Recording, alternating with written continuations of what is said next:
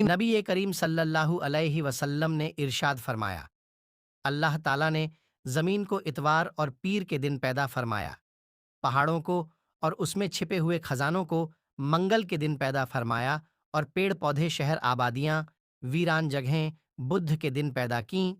جمعرات کو آسمان کو پیدا فرمایا، اور جمعے کے دن سورج، چاند، ستارے اور فرشتوں کو پیدا فرمایا، اور جمعے کی بچی ہوئی باقی 3 گھڑیوں میں سے پہلی گھڑی میں لوگوں کی عمریں اور دوسری گھڑی میں آفتوں اور مصیبتوں کو پیدا فرمایا۔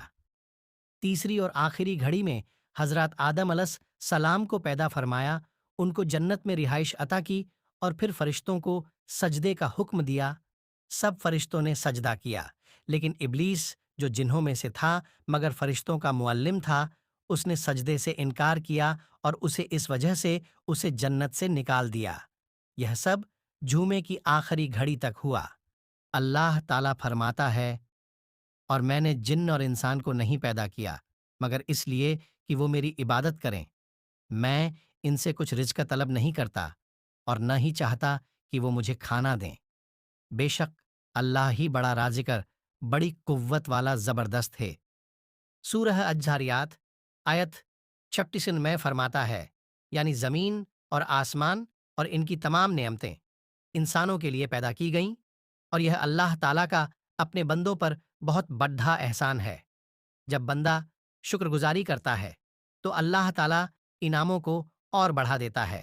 خود قرآن کریم میں اللہ نے وعدہ فرمایا ہے کہ یاد رکھو کہ اگر شکر گزار بنو گے تو میں تم کو اور زیادہ دوں گا، اور اگر میری نعمتوں کا شکر ادا نہیں کرو گے تو میری سزا بہت سخت ہے۔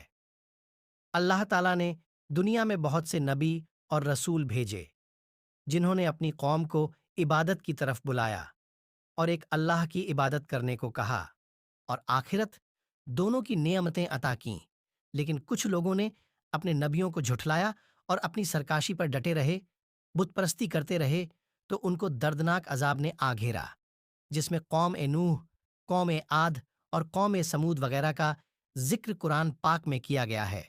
انشاءاللہ آگے ہم نبیوں، ان کی قوموں اور ان کے زمانے کے حالات کا بیان کریں گے۔